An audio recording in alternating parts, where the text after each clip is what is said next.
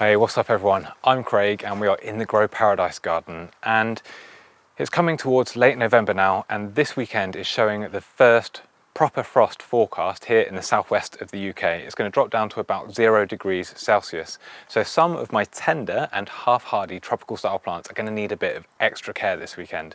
So in this video, I'm going to work through the jobs in the garden, including moving some of the tender plants into the greenhouse, wrapping some of my tender plants with horticultural fleece to protect them from the cold, and mulching other plants that I'm going to leave in the ground to help protect the root zone.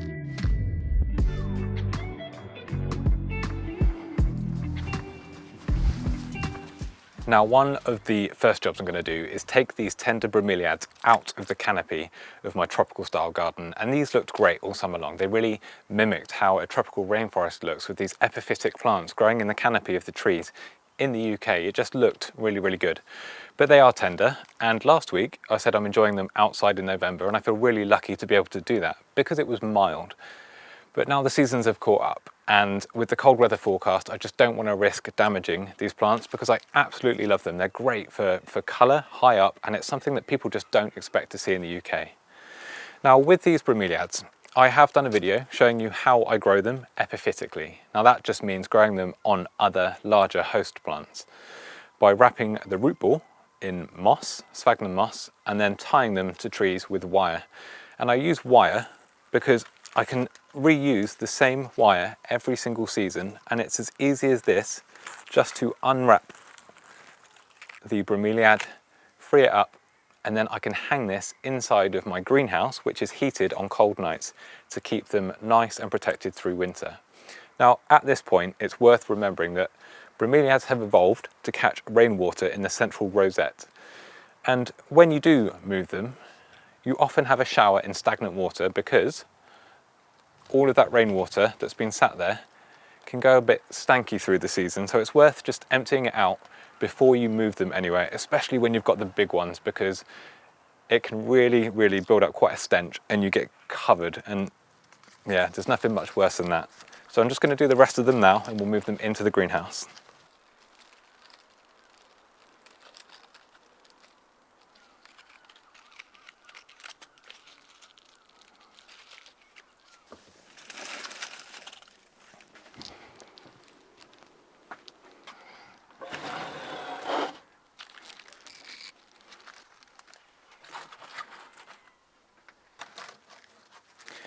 Now, in my greenhouse, I really like to use the crossbars on the ceiling just to hang that same wire over, and the bromeliads are happy to hang like that all through the winter.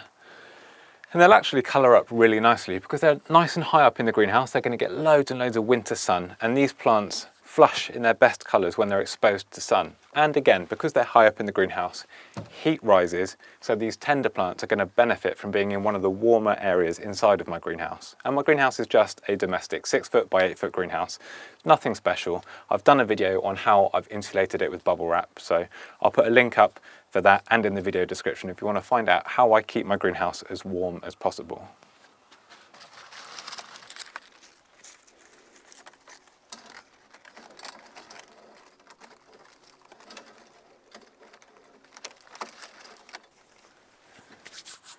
Okay, that's all of those done. Now we're going to grab some of my bigger containerized plants. That's tropical and exotic plants that are in pots. And I grow them in pots because it makes them so much easier to bring in here over winter. So I'm going to grab a couple of those now.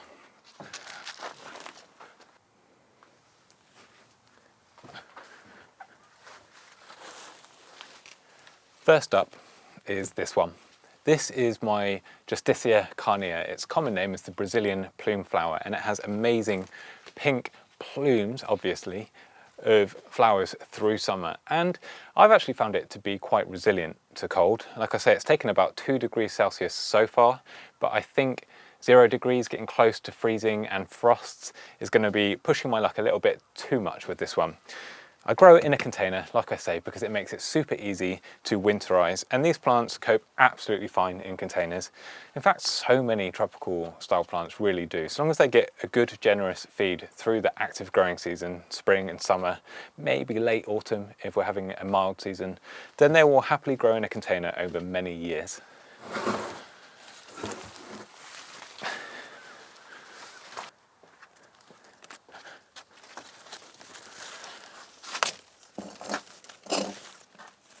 Oh, no. Okay, growing in a small greenhouse is great because it keeps my heating costs low, but there are problems. As I've been carrying that in, my behind has just hit a new plant of mine. This Abutilon Red Tiger, which is a really desirable plant that I've been trying to get my hands on for years, and I've snapped a stem off. Now, at first I was gutted, but this happens. Yes, there were flower buds, the first flower buds. Yes, I was about to see it in bloom, but this is an opportunity for a cutting. There is always a silver lining. So I'm just going to remove the leaves and stick it back into the same pot that the main part of the plant's in, and hopefully it will root and I'll have two plants instead of one, and I'll just be more careful with my rear end when I'm moving in my greenhouse for the next plant. So to prepare this snapped off stem and turn it into a pretend intentional cutting, I'm going to reduce the length of the stem to about, I don't know, 4 to 6 inches, and snip, and I've done that just by a node. That's where there's a side growth point, because there'll be lots of growth hormones in that area. And then I'm going to reduce the amount of leaves to stop water loss in this cutting before it's had a chance to grow its own roots. And I'm going to remove those flower buds that I've been nursing for weeks. Okay, so now we've just got a couple of leaves, no flower buds, and a good length of stem. I'm going to push this into the soil and hope that it roots.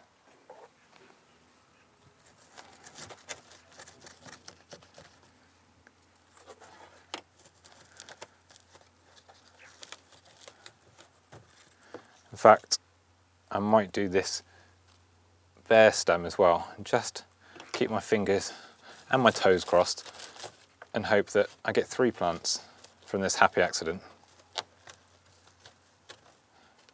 Please, please, please work. Now, that actually brings me on to a point that is really, really good here, and I've seen Yorkshire Chris and George's Jungle Garden covering this as well. Creating backup plants from your favourite tropical style plants is a really, really good idea to get them through winter and cold parts of spring, because it's going to create multiples of a plant, and inevitably that's going to give you a higher success rate of getting at least one of them through winter. So in my propagator here, this is my Vito pod that I've had for, I don't know, 4 or 5 years now. This is where I root my cuttings. Now I'm going to be extra careful so I don't cause any more breakages. And this pot here is a pot of Justicia carnea cuttings. It's that Brazilian bloom flower that Brazilian plume flower that I've just moved into the greenhouse. And I've got 1, 2, 3, 4, 5, 6, 7, 8, 9, 10 cuttings in here that have all rooted. There's roots coming out the bottom of the pot. So it means that I could experiment by leaving that parent plant out for as long as possible. But I've chickened out, so now all of them are in the greenhouse, and I've still got 10 plus that one, 11 plants. So even if one of them dies mysteriously, I'm going to have plenty more plants. Now in here, I've moved most of the plants that are going to struggle with the cold in my garden over winter. So that's things like my aeoniums, other tender succulents like my opuntia, which is the prickly pear cactus. I've also got tender abutilons that I want to just make sure get through winter. I've got my Bromeliads, that's my angel trumpet plants, and some more rare and unusual bananas that I've grown from seed. So I just want to nurse them through, give them a bit of extra care. And it does get a little bit crowded in here through the winter months, but working in a small space means that I have to work smart, and a big part of that is thoroughly checking all of the plants for pests and disease before I bring them into the greenhouse. Because if anything like slugs or snails or aphids or spider mite gets into the greenhouse, they're gonna reproduce really, really quickly, because the weather conditions and the predators that operate in my garden just aren't in the greenhouse in the same numbers. So those pests will thrive and take over. So anything that you do bring indoors, just check it for any pests before you bring it in, and that should help you stay on top of it, or at least keep it a little bit more manageable.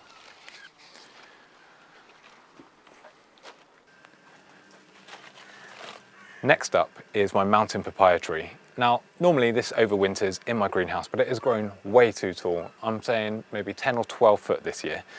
So it's not going to fit into the greenhouse, so it has to stay outside. I'm forced to experiment and see how hardy it is. It is from mountainous regions, high altitude areas, so it's used to cold temperatures, but time will tell whether a British winter is too much for it.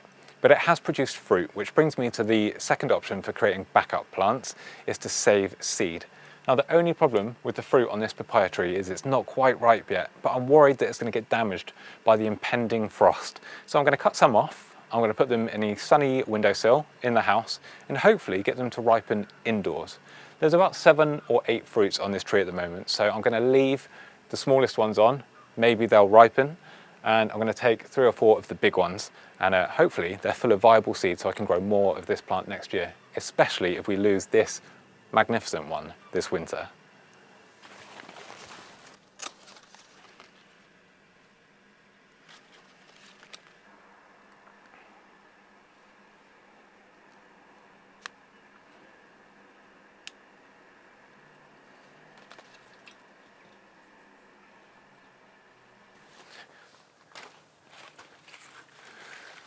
Almost right next to that papaya tree is a special banana growing in my garden. It's become more common this year, but I grew this particular plant from seed, and because I've grown it from seed, I'm a little bit more precious about it, so I just want to protect it through winter. It's Musa sycamensis, and all summer it's been producing massive green sail-like leaves covered in red streaks. Now, you can see that it's towering above me here. This was a seed about 18 to 24 months ago. It's grown incredibly quickly, again from mountainous regions, so it can cope with those slightly colder conditions. I'm going to chop the leaves off for now, and I'm going to wrap this pseudo stem to protect it from penetrating cold. Now, I'm calling it a pseudo stem because bananas are just giant herbs. They're not actually trees because the trunk doesn't go woody. It's all made up of old leaf stems, and because it's old leaf stems, it's herbaceous material, which is much more susceptible to damage from cold when the water inside those cells freezes and ruptures the cell wall. So to protect this one, I'm going to remove all of the leaves back to within about an inch of that pseudo stem, and I'm going to wrap the stem in fleece. I'm not going to cover the top. I'm not too worried about the top, and sometimes bananas want to keep growing through winter. If we do get a threat of really, really severe cold, then I might put something over the top, but for now I'm not going to worry. The main thing I want to do is just preserve some of this height with the pseudo stem. They are the second hardiest banana that we can grow in the UK after Musa basjoo, which I've got growing here. But like I say, I grew this from seed. I feel like it's plant dad, so I just want to protect it a little bit.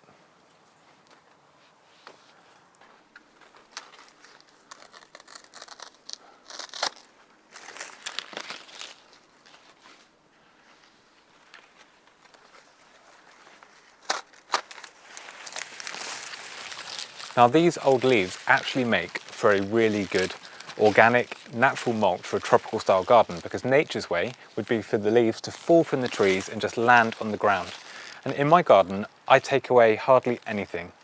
If it's herbaceous material, even thin woody material, all I do is I chop it up like that, and I will just put it onto the beds.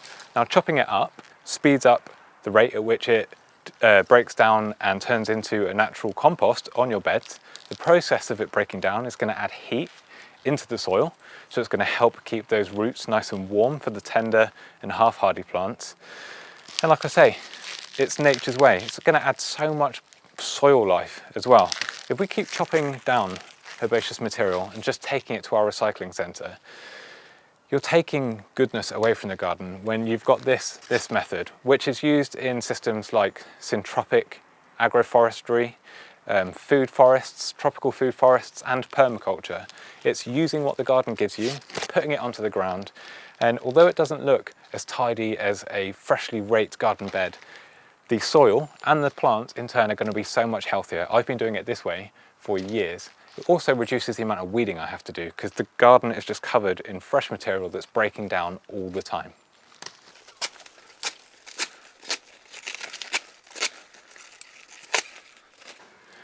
So with those leaves chopped off and some of the beds in my garden freshly mulched with really nutritious material, it's time for me to do the fiddly bit, which is wrapping this pseudostem with horticultural fleece.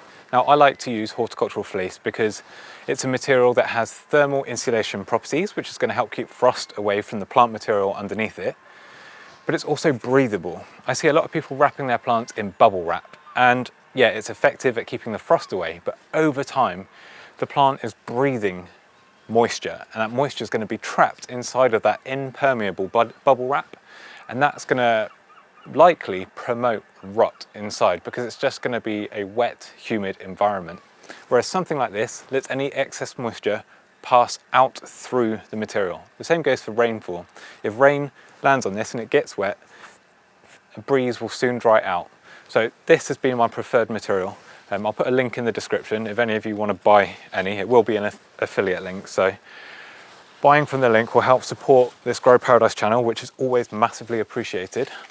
Now I like to just sort of wrap it as best I can around the top. Like I say, my goal here is to protect the height of this tree. They are reasonably cold tolerant, so I'm not too worried about it. But seed grown, and I'm always more precious about seed grown plants. And then just wrapping it round and round the base as well.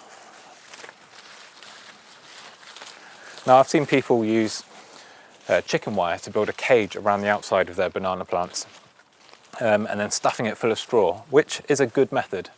The straw method is a natural material, it's reasonably breathable again, and it works really well if you're up north where you get much colder winters than we do down here in the south, or in any part of the world where you get colder winters.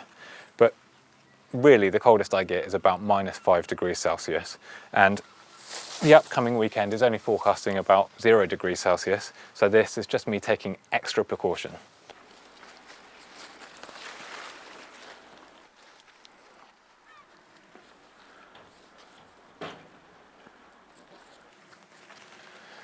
Now that should be enough for me in the south of the UK. I don't wrap my Musa Basju bananas, which are the hardiest species of banana that we can grow here. And I haven't done it for the past few years, even in -5 degrees Celsius, in this microclimate, in this tropical style garden here with the canopy and the warm fences and everything else that I've put in to help plants survive. The Musa Basju have thrived with no protection at all, so that's the only banana I'll be wrapping this year.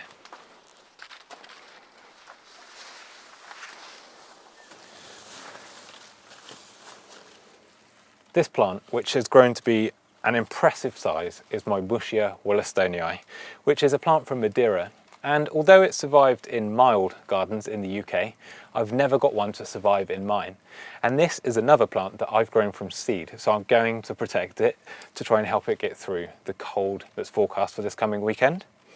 And it's going to be nothing fancy. I'm literally just going to drape some more of this horticultural fleece over the top of it and hope that that's enough to help it get through the forecast cold. If we get anything more severe, any more severe cold weather, I might build more of a structure over this to help it get through. But I'm literally just going to drape this over the top for now.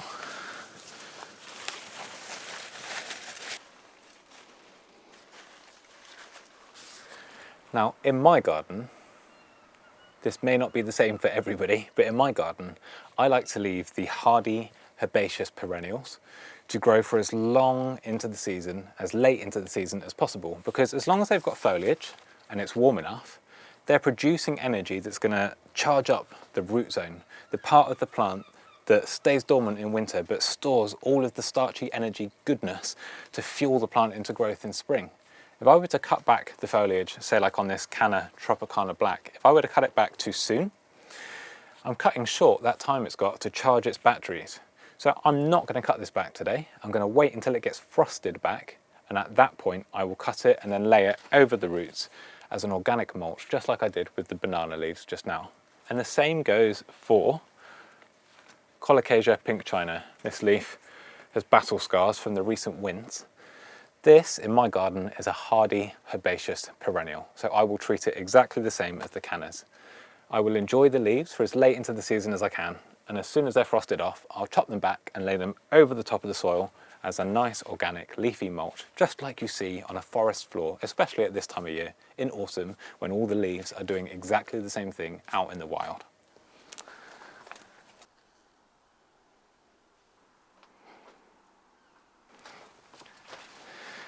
And that is all of the winter and frost protection that I need to do in my tropical style garden in the southwest of the UK. And I love it. I love how low maintenance, in my opinion, it's become. Compared to when I started tropical style gardening, my garden just disappeared in winter because I only grew those tender plants like the cannas and fast growing herbaceous annuals or perennials like ricinus. But now that I've got that mix of the evergreen plants like this euphorbia and the plants that you see behind me, the garden stays looking fantastic through winter with greenery and leaves of different shapes and sizes. And it's only a couple of plants like this Musa sycamensis and the Muschia down here that I need to protect. And that's me experimenting, seeing what I can get away with in my garden. So it's enjoying the ease of it and then pushing the boundaries just enough for me with the hours that I've got available. And that's the key thing. If you've got a full-time job, if you like to travel a lot or go away at weekends, create a tropical style garden, but create it where you only push the boundaries enough for yourself, because we don't want winter to be a stressor. We don't want frosts on the forecast to be something that gives you a panic attack. It just needs to be a couple of jobs outside, move things into your porch, your conservatory, or your greenhouse if you're lucky enough to have one. Job done. Sit back and enjoy the garden, no matter what time of the year it is. Now, thank you so much for watching this video.